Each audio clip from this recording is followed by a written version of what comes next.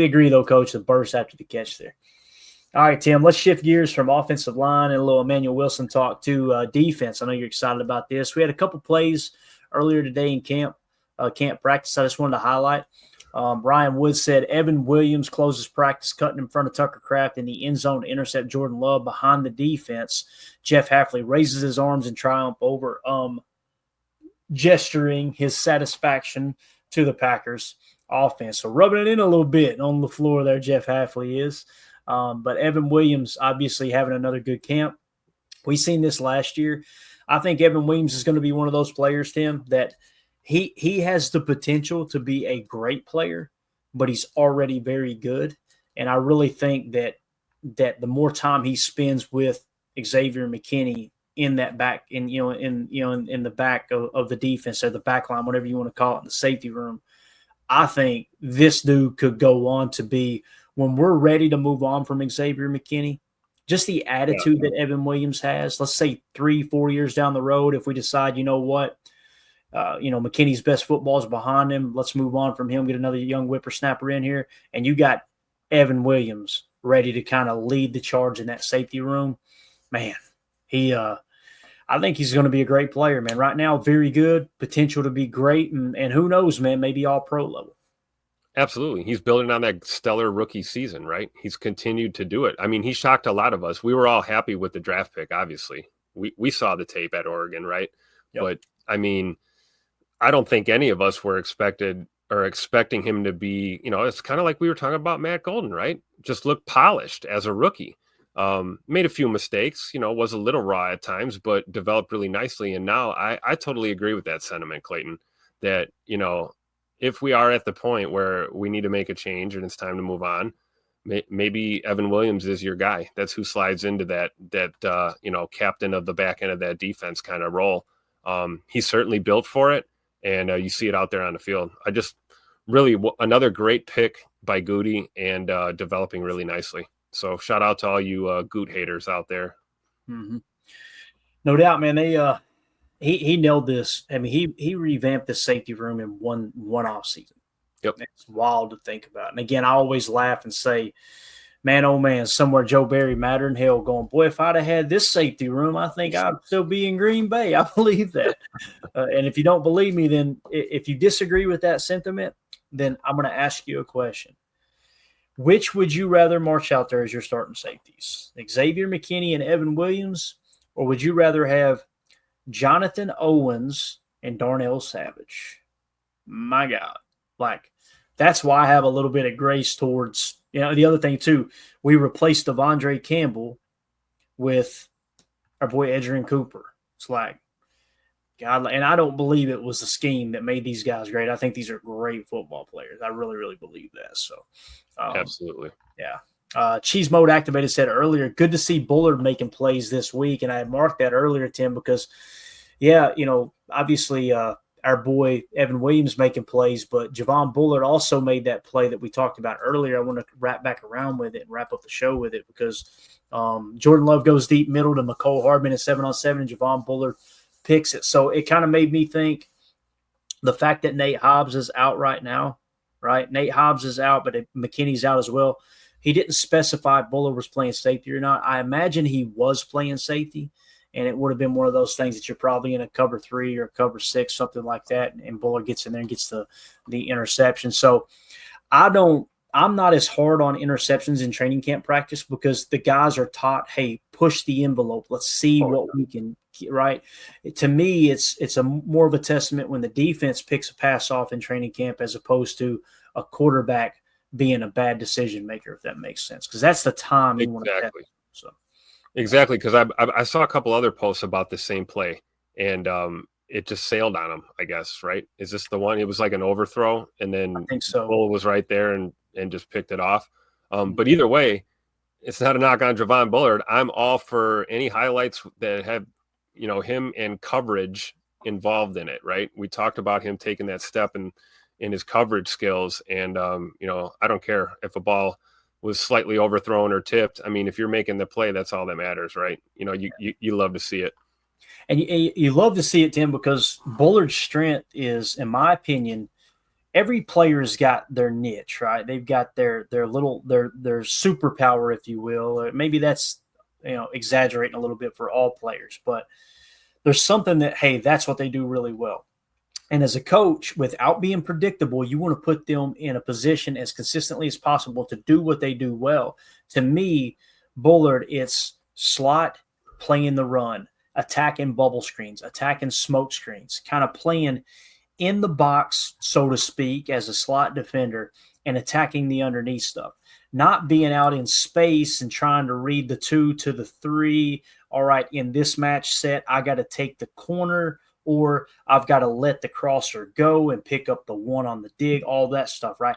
It's more playing closer to the ball, helping with the run fit, attacking the screens underneath, what he does well. That's why it's nice to see him get a deep middle interception here, because that's something that he's not done, relatively well. So, exactly. But I'm with you. Cheese mode activated. It is good to see Bullard making plays for sure. And then one last thing to hit here. Anything else you got on Xavier McKinney and Javon Bullard? Anything at all, Tim, that you want to add? I did see a comment here. I don't know if you want to. Let's bring up J. Cole here. Let McKinney retire a Packer. I 100% agree with that. I'm sure Clayton does too. Yes. I think all your point was in bringing that up was, look at what we just dealt with Jair. I don't think, any of us fans really wanted him gone. I mean, I'm sure there was a lot of Ja haters in the fan base that were sick of the injuries or whatever, but sometimes you play this game and you get a long, illustrious career. Sometimes you get 5 good seasons and it's time to hang it up. I think the only thing that would, prevent McKinney from retiring as a Packer would be something like that. And I don't see that happening. So what do you think, Clay? I mean, I'm with J. Cole, man. I say keep him, I don't think he's a guy that's going to push the envelope when it comes to signing another contract either. I don't think he's going to get overly greedy. Right. I think as long as you come with a respectable offer, he'd probably sign, right? Yeah. So with I love too old for this comment there. We'll get to it in a minute, maybe. But J. Cole, let McKinney retire Packer. Here's the thing that I always run this through the filter of, Jay, is if you're telling me let McKinney retire a Packer playing at the level he's playing right now, absolutely. If he's still playing at this level in 4 years, you give him a contract extension. So please don't take that the wrong way, what I said earlier. I'm simply saying that as he gets through his contract to year 4 and he's 30 years old or older, I'm not sure. How old is he right now? Somebody help me in the chat. How old is Xavier McKinney right now? Because he's got 3 years left on his deal. I think he's 27 or 28, right? So it's going to be right around that. Don't quote me on that. Somebody help us out.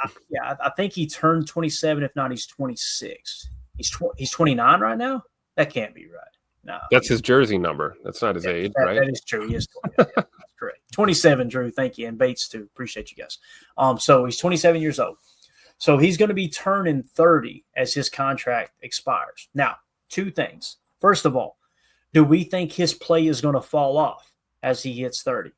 Historically speaking, right, we would have to all agree a large majority of NFL players do drop off at the age of 30, right around that mark, okay? So if he's still playing at a high level, now you got to make the decision.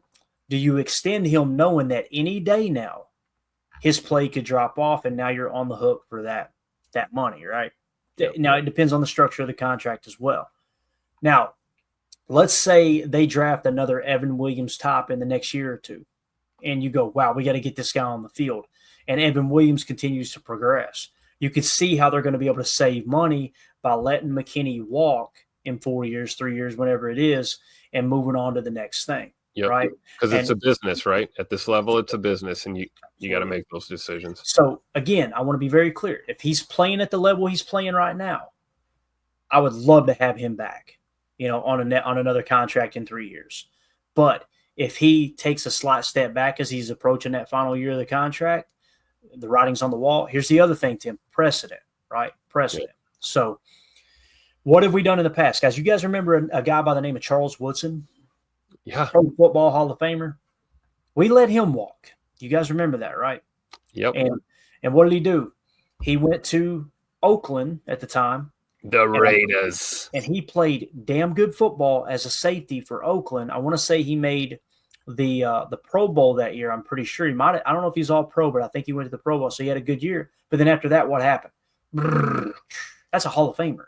So I don't think anyone is sitting here saying that Xavier McKinney, based off what we've seen so far in his career and what we've seen of Charles Woodson's career, that Xavier McKinney is on the same level as Charles Woodson when they were both in their prime. And I understand Charles Woodson, when we went to our nickel and Dom Capers' 34 zone fire blitz, scheme, he would play the star. He would play the nickel, right? And then he would kick back to safety sometimes when we play the base. Most of the time, he'd just go to the outside as a corner, though.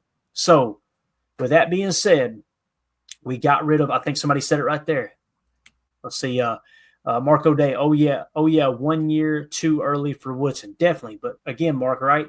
This is the precedent in Green Bay, whether it was Ted Thompson and now Brian Gutekunst. You let guys, you're willing to part ways 1 year too early rather than 1 year too late. So the precedent is there. If you've got the pieces in place to replace him when you get to that point, great. But if he's still playing good football, I'm all about keeping him around. I just, that's, and you're talking about an outstanding individual too, Tim. This dude's a leader. I don't want to say a quiet leader, but he's one of those guys that's like, he's not going to run around and try to rah-rah the guys in a fake way and turn 2 or 3 people off in the locker room or piss a coach off, right? Which Woodson did, by the way. Woodson came in, and him and Mike McCarthy almost came to blows at first training camp. McCarthy had to kick him out of practice because he didn't want to be in Green Bay. That's a true story. And obviously that later on it worked out just fine. But I mention all this because we talked about Evan Williams having another good camp. We talked about Bullard making some plays here or there, although we see him as a slot more than a safety. He'll he'll be our third safety on the depth chart, essentially, is what it sounds like. So Xavier McKinney, it sounds like he came in here on the NFL top 100 players of 2025 as the 30th best player, Tim. So in 2024, McKinney recorded 8 interceptions without allowing a single touchdown as the nearest defender in coverage. That is the most by any safety in a season since at least 2016. So what he's doing right now, I would love to see how many safeties rank ahead of him. Obviously, as the list wraps up, we'll find out. But yeah, I'm so glad he's a Packer for at least the next 3 years. Who knows, man? Maybe longer. He was the best guy around. I'm with it, man. Absolutely. And I know what you mean about the leadership attributes too, right? And he seems pretty mature for a 27-year-old, right? Just generally speaking. I've seen it at camp, even when he was, not suited up and not running out there. He was talking to Coach Downer. He was, working the sideline, talking to Javon Bullard, talking to Evan Williams, fully engaged all the time. That's leadership, 100% of the time that you're, on that field in a uniform. Whether you're playing or not, you find a way to contribute. And I think X does that both on and off the field, and that's what makes him a great leader. But, the tail of the tape doesn't lie. One could even argue 30 might be a little low for him. One might argue he'd be a top 25, maybe top 20 player in this league. But to see him inside this list is great. And I love your point, too. Like, it'll be interesting to see who's listed higher than him when it comes to safety players, on this list. I imagine Kyle Hamilton will. Sure. He's obviously a solid. We could pull up PFF and probably pick them out. We could probably find the ones that are going to be higher than McKinney. But again, man, McKinney, what he did to this defense and helping Jeff Hafley in his first year, and Hafley helping him too. Don't get me wrong. It wasn't just all the players, right? Hafley's a great defensive mind. So glad he's here for the time being. So not so cool. In the chat says Woodson should have retired a Packer, though. Here's the thing about that. He was always a Raider, right, Clay? And that's the thing. He wanted to go back to the Raiders. Now, he wanted to stay in Green Bay, too. Don't get me wrong. It's my understanding, Tim, that we didn't even offer him a contract. We were just like, we're just going to move on. Now, he would have probably played for less, but we're going to move on. Again, I'm not saying I would have done it that way. I'm just simply saying from precedent standards. That's why I'm mentioning this with McKinney because, obviously you're willing to cut ties with Charles Woodson and another one too, Jordy Nelson, right? Yeah. Jordy Nelson, and they nailed it, guys. listen, the people that were critical of Brian Gutekunst coming in his first year and kind of cleaning the slate and, all right, Jordy, you're out of here. This player's out of here. Got rid of, I think he might, was he the one who got rid of Charles? Or was that around the same time? Oh, don't quote me on that. Or was that Ted Thompson? Can't trying to remember. Yeah. Anyway. Who made that decision? It might have been Ted. But when they let go of Jordy, many people don't know this. They didn't even offer Jordy a contract. I want to say it was a minimum is what it was. I think Aaron spilled the beans on that. Was they just offered him a minimum contract, and he would have stayed for a lot less, right? Yep. And again, so it looks. J. Cole says Ted Thompson. If that's correct, yeah, everybody's saying Ted. So here's the thing with that though, and I know you guys aren't saying this, but typically the argument is, well, that's not Ted. This is Brian Gutekunst. That's not Ted Thompson, guys. Brian Gutekunst's mentor was Ted Thompson. Yeah. Just like when we would say, oh, it's Ted Thompson, it's not Ron Wolf. Ted Thompson came up through the Ron Wolf school, right? Like these are all guys from the same tree. Now they do things maybe a little bit different. Immediately people will say, well, Goody's more aggressive in free agency than Ted Thompson. I don't agree with that. I remember that first year when he went out and got Ryan Pickett. I remember when he went out and got, you remember when he got Julius Peppers just overnight? It didn't even get reported. All of a sudden there was pictures being posted of Julius Peppers in Lambeau Field looking around. It's like, what? We just got Julius Peppers? Like, he went out and made some free agent signings, right? So maybe Goody is a little more willing to go into free agency than Ted, but it's not much in my opinion because he pulled some strings there, man, with some of those free agent signings coming down the stretch to get the Packers over the hump. To obviously, hell, we just talked Charles Woods. Ted Thompson signed Charles Woods, right, in free agency. So, yeah, it's so true. I mean, if you look at especially in the front offices around this league, that they tend to promote from within, right? You're not going to have a guy, basically be an understudy to a GM and not seriously consider him to be the replacement when it's time to make a decision, right? We see it with coaching staffs all the time. Coaching trees, we talk about it all the time. So it's not that uncommon. And I don't know. It's kind of cool when you really look back and think at it because, we got a Super Bowl in the Ted Thompson era. And I'm pretty sure we're going to get a Lombardi in the Brian Gutekunst era too. So I'm happy with it. Yeah. Respect Orange says Tay was there to replace Jordy, but they should have found someone to replace Tay. The thing about the Davante Adams things is tough because they tried to play hardball with Davante Adams, and they thought, okay, let's lowball him. And they came in, what was it like? I want to say it was below $20 million per, and pissed Tay off. And Tay was like, well, I'm not re-signing. And I think they thought, Tim, we'll franchise tag him, we'll work the deal out. So they end up offering him more money than what he got with the Raiders. But at that time, Tay was mad. Tay was like, I'm out. I'm done, So they really never did get a chance to replace him. Like they said, Tay was there to replace Jordy, but they never found a replacement for Tay. It's a great point, Respect Oranges. I think that's a very, very fair point. A couple other here in the chat I want to hit on. Not So Cool says, that's true. Donovan Davante should have retired a Packer. I agree. I somewhat agree with it, but it's one of those things. They offered him the contract, Tim, so they thought it was worth it, to pay more than the Raiders. But this is what Aaron was talking about, and it's why it got so toxic with the fan base, and fans, got mad when you point this out, that this is what Aaron was talking about, is like them mistreating the older players on their way out. I think it's true.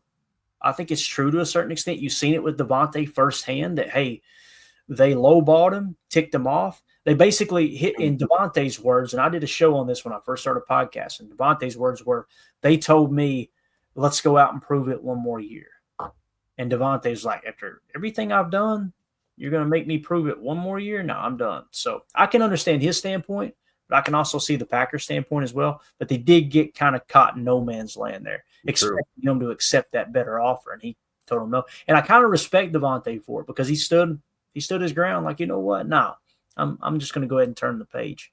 You see that with a lot of players in the modern era, right? And It's not just the Packers. There's a lot of teams in the NFL that do that. They lowball veterans, or they, it's not just a Green Bay thing, right, Clay? We've seen this in other organizations across the league too. Yeah. Chris Casuin says, there you go. Thank you for changing it back, Chris. You're the man. He said leadership allowed Ted Thompson to stay in power a little too long. It depends on what you truly believe was happening behind the scenes, Chris. Like, I agree. It was so tough to see Ted's health decline, man. That was I mean, I was a big Ted Thompson stan. I loved Ted Thompson. I loved everything he represented. I loved how he would give players a second chance who had been in trouble before. He seemed like he had a good heart. My respect went up for him immensely when Brett Favre, after all the smoke had settled on all the the problems, and obviously Brett leaving and going to the Vikings and this and that. When Brett came into Lambeau and beat the Packers with the Vikings, he said the first person that texted him was Ted Thompson, said, "Congratulations, great game."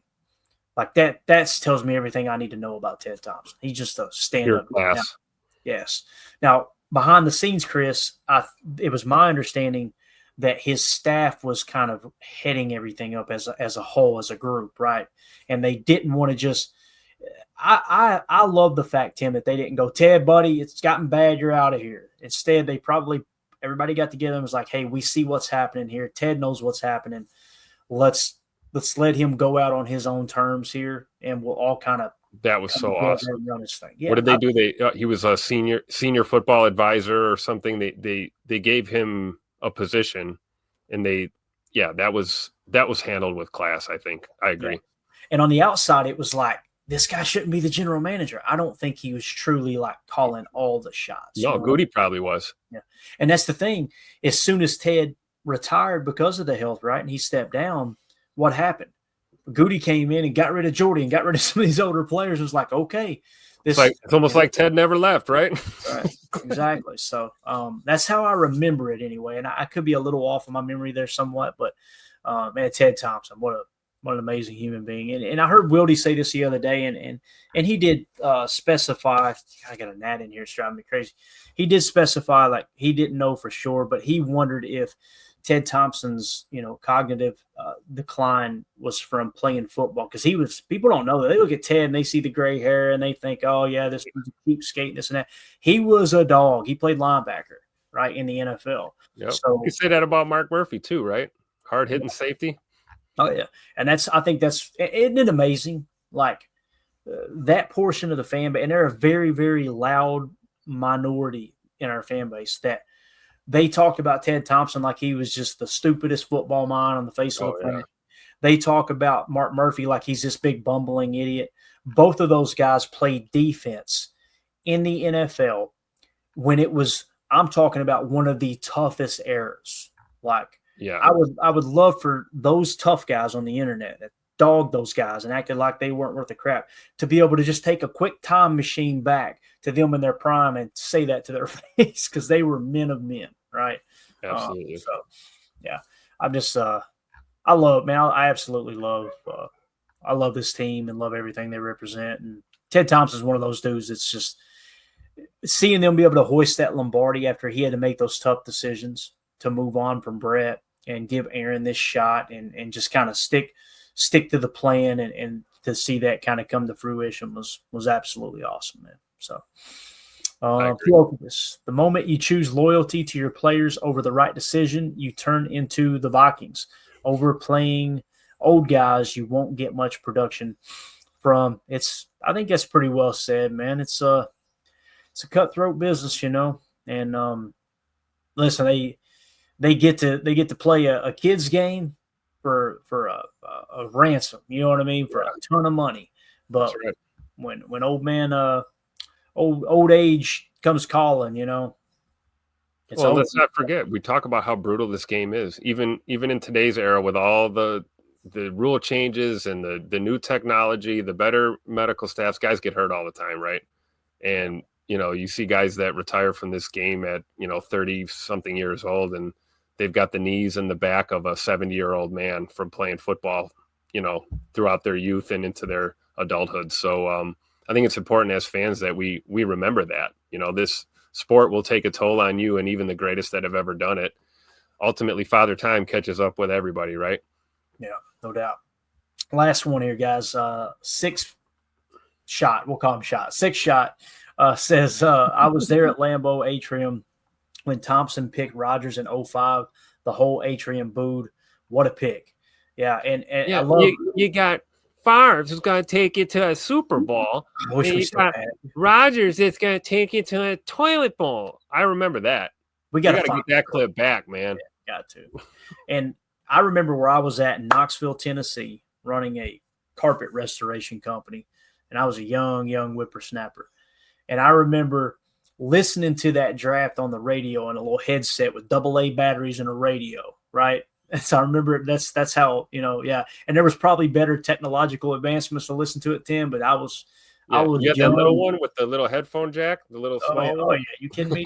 And once the jack wore out, you had to kind of turn it just right. Yeah, it's kind of like a walkie-talkie. Yeah. Absolutely, man. So, I remember when they made the pick, and as it got closer to the Packers picking, I was screaming, draft Rodgers. Like, this is perfect. Are you kidding me? Brett's going to be, his time's coming, and have this guy learn under Brett. I was over the moon when they took him, because the night before the draft, everybody expected Aaron to go to the 49ers. He was going to be the top quarterback. I didn't expect him to be on the board when we were picking. Awesome, man. So, Ted Thompson, man. Rest in peace, Ted. Thank you for everything you've done for this organization. My goodness. Amen. All right, Tim, let's get out of here. Appreciate your time, man. You got anything else you want to hit before we go? No, just catching up. Oh, here, respect oranges.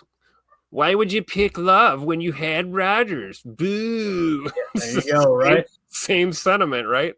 I think history has proven we've done okay, right? So just relax and enjoy the show, guys, right? Yeah, absolutely, man. And Eric Sutherland, this is why I don't play fantasy football. He says, my love for the Packers is why I suck at fantasy football. I only draft Packers. That's me. Yeah. Amen. Like, okay, which Packer makes sense in this round? And I'm wondering why I'm dead last in the standings. Yep. That's why I stopped doing it too. So, but which reminds me, Patreon group. I think we've still got a few more slots left in the second league. So cool. We filled the first league up so fast, and now we get the second league almost full. So if you guys want to be a part of our PTA Fantasy Football League, League 2, just go to patreon.com/Packer Fan Total Access and let the guys know in there. Okay. And it gets $3, get you access to the site there for Patreon. You get all the extra content, all that good stuff. It also gets you entered into the giveaways, which this week we got to decide what we're giving away, Tim. We got some goodies here, man. We got some cards. You know what? Let's do it. He's having a hell of a camp. Let's go with the Lucas Van Ness autographed rookie card. How about that? I love it. All right. So there you go. That'll be the giveaway this week. And again, all you got to do is be a member of the $3 tier there on Patreon, or be a member here on YouTube. I would recommend Patreon because obviously you get more bang for your buck there. It's a way for us to give back to those who are supporting the channel. So that being said, we're out of here, guys. We'll see y'all tomorrow, 6:30 p.m. Central Time for PTA Live, where we'll give you guys all the updates. So we got open practice tomorrow, Tim? Yes, sir. I'll be there nice and early. All right. Tim's going to be boots on the ground at practice tomorrow, so he'll be able to give us kind of a firsthand take on what he saw at practice. I'm sure we'll get some great footage, all that good stuff. So it'll be a fun show tomorrow. So we'll see y'all then. Everybody have a wonderful night, and God bless. Here we go. Bye, guys.